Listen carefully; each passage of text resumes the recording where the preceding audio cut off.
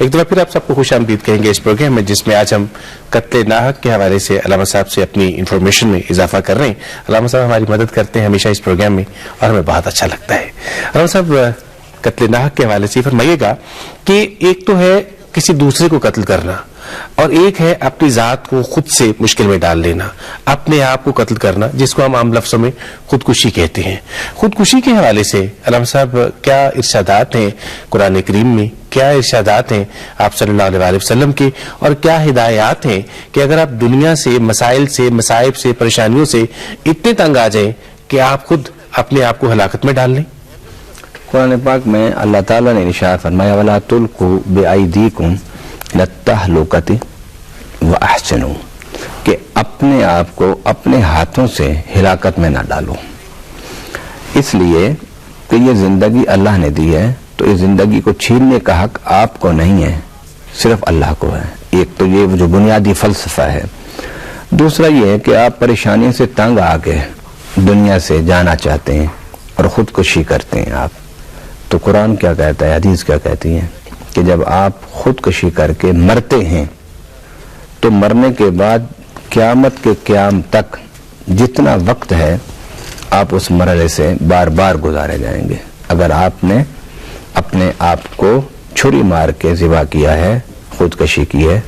تو اللہ تعالیٰ مرنے کے بعد آپ پر ایک فرشتہ مسلط کر دے گا جو آپ کو قتل کرے گا، آپ مریں گے، پھر زندہ ہوں گے، پھر قتل ہوں گے، پھر زندہ ہوں گے۔ آپ تو پریشانیوں اور تکلیفوں اور مشکلات سے بچنے کے لیے خودکشی کر رہے ہیں، حالانکہ آپ کو پتہ نہیں کہ آپ ہمیشہ کی مشکلات اور پریشانیوں کے گھاٹی میں اپنے آپ کو اتار رہے ہیں۔ ایک تو یہ کہ آپ کا حق نہیں کہ آپ اپنے آپ کو ماریں، دوسرا آپ جس سوچ سے مار رہے ہیں کہ مصیبتوں سے میری نجات ہو جائے گی، تو وہ مصیبتوں سے نجات نہیں ہے، بلکہ وہ نہ ختم ہونے والی مصیبتوں کا دروازہ کھولنا ہے۔ ہمارے ہاں جو آج مہذب دنیا ہے، جنہیں ہم بڑی ترقی یافتہ دنیا کہتے ہیں، ان میں بے شمار ممالک میں خودکشی کا جو ریشو ہے بہت زیادہ ہے۔ وہاں جا کر جب میں نے ان معاملات کو دیکھا اور اس پر ڈیبیٹ کی اور ڈسکشن کی، تو یہ سامنے آیا کہ مایوسی بھی ایک وجہ ہے خودکشی کی، کہ ایک زندگی ہے، ایک انداز سے آپ گزار رہے ہیں، انسان تھک جاتا ہے، بور ہو جاتا ہے،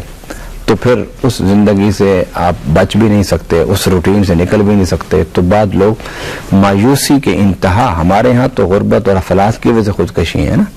دیگر جو ترقی یافتہ ممالک ہیں وہاں غربت افلاس کی وجہ سے خودکشی نہیں ہے، وہاں مایوسی ایک زندگی میں ایک عمر میں جا کے مایوسی پیدا ہو جاتی ہے، جس کی وجہ سے وہ خودکشی کر لیتے ہیں۔ اب وجہ کوئی بھی ہو، یہ وجہ ہو خودکشی کی، غربت افلاس ہو، یا وجہ ہو مایوسی، کسی بھی وجہ سے اگر آپ خودکشی کرتے ہیں تو وہ خودکشی اللہ کو پسند نہیں۔ مگر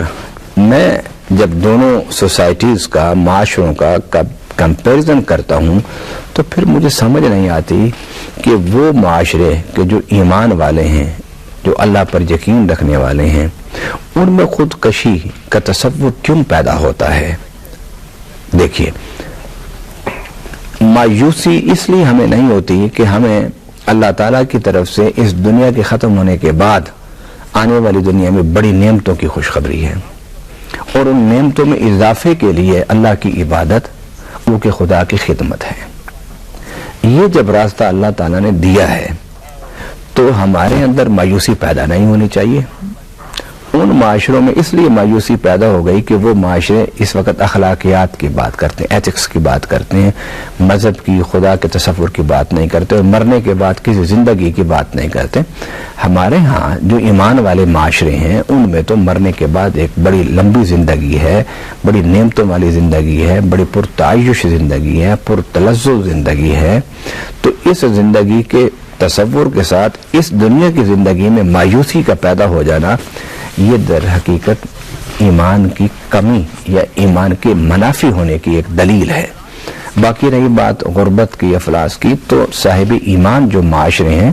ان میں تو ایک بات بڑی پکی ٹھکی ہے کہ اللہ تعالیٰ نے رزق جو ہے وہ دینا اپنے ذمے کر لیا ہے۔